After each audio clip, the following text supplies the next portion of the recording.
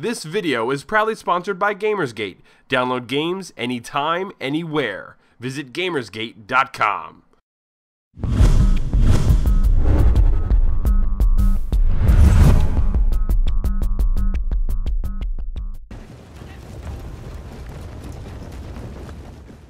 A year after the addition of the Rise of the Samurai campaign to the Shogun 2 base game, the inevitability of an expansion dealing with the fall of the samurai in Japan increased substantially.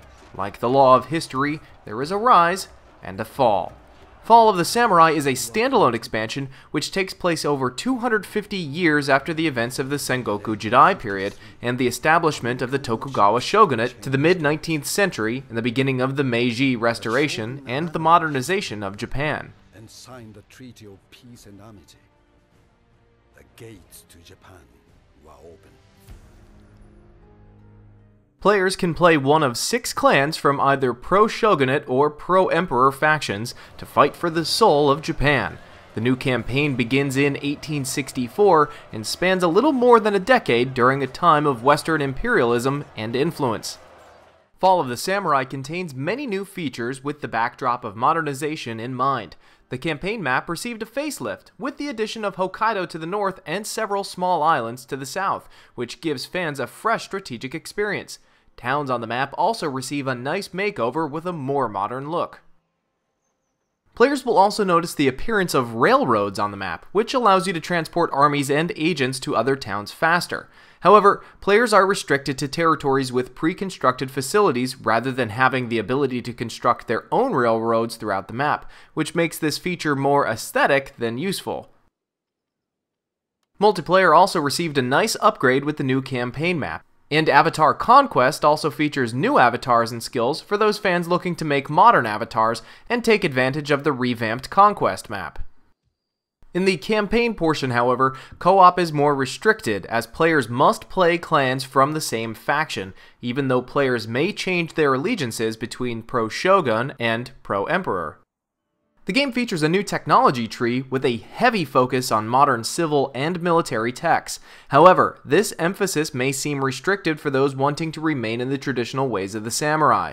Players will inevitably have to modernize to some degree, even if on a pro-shogunate track. Familial relations have become less significant given the short time period of the game. Unless you already have children near adulthood, they'll only be good for hostage negotiations. On the other hand, it also revamped the faction cabinet positions by utilizing the notoriety bar in a way that allows you to assign one position at a time once you receive a promotion from the shogun or the emperor. With the new time period, Fall of the Samurai proudly touts new military units on both land and sea. Players will be able to recruit units from one of 3 foreign powers: the British, the French, and the United States. New steamship gunboats, including ironclads with torpedo boats, make an appearance, allowing for an intense experience on the high seas.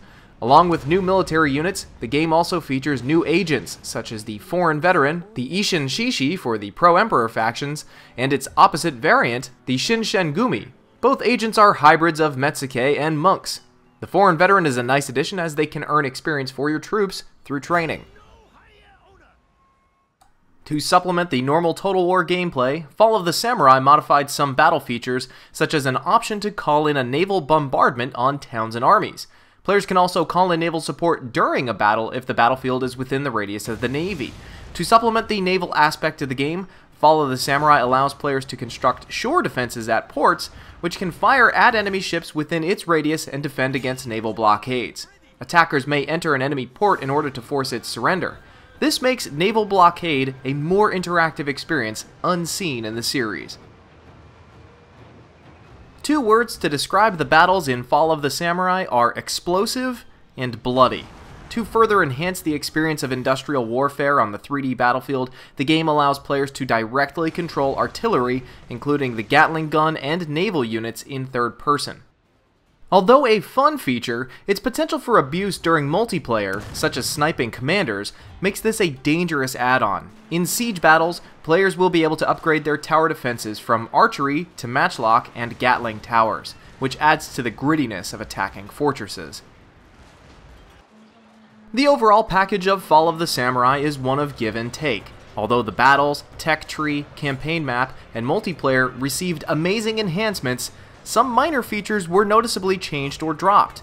On the other hand, the enhanced and fresh experience from the redesigned campaign map to the new units and larger battle maps offered by this standalone expansion is undeniably satisfying.